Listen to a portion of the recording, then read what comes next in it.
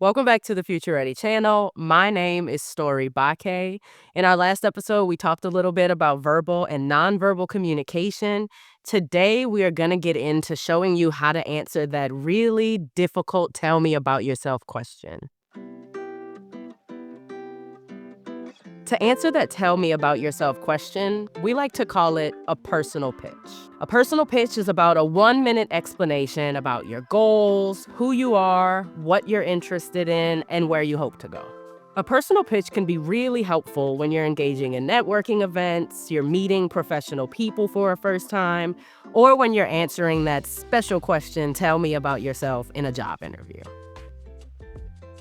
We're going to teach you how to write your own personal pitch today. There are 4 components to a personal pitch: explaining who you are, what you do, where you're based. You explaining your skills, your confidence, what are your strengths, how can you back them with a little bit of experience. You want to make sure you also talk about your goals and your aspirations. Where do you hope to end up?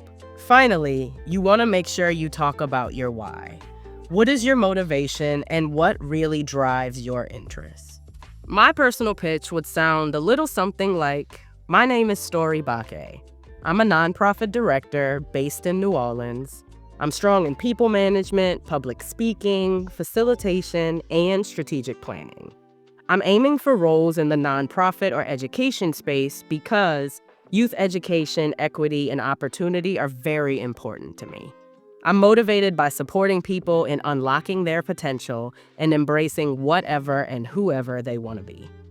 For an exercise, I want you to take a second now to pull together those 4 components and write out your own personal pitch.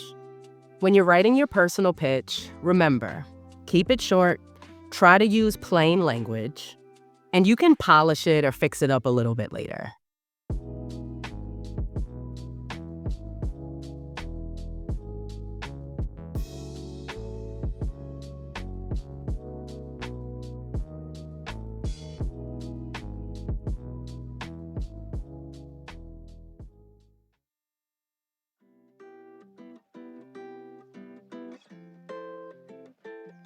Now that you've written your pitch, keep in mind that you may have to adjust it for different audiences. You're not going to give the same pitch at a networking event that you might give at a job interview.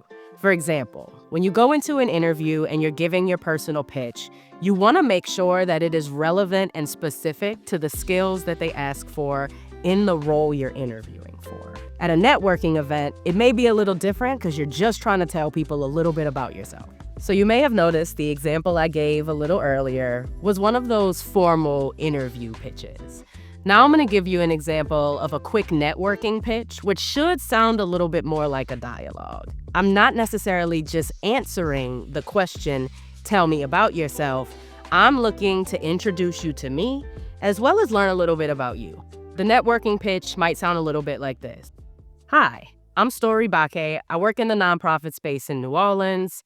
We work with education. I care deeply about New Orleans youth and their futures. What is it that you do?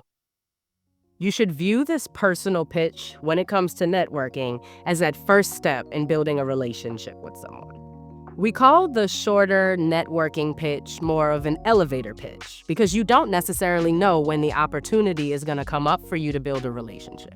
Now that you've written your 1-minute personal pitch, go ahead and take a shot at that 30-second elevator pitch.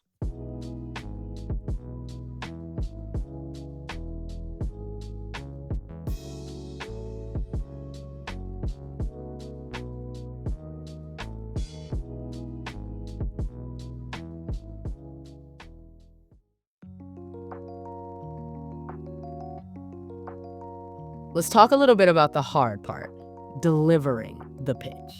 This is just some general advice on public speaking, but remember to breathe. Don't talk too fast. Try not to talk too slow. Keep it normal, keep it casual, sound like yourself. Use some of those nonverbal cues we talked about. Eye contact, nodding your head, ensuring that the person you're talking to or listening to knows that you're engaged. As I said before, delivering the pitch can be a challenge. Don't be afraid to practice, record yourself, play it back, try it out on some of your peers, different audiences, maybe even a family member.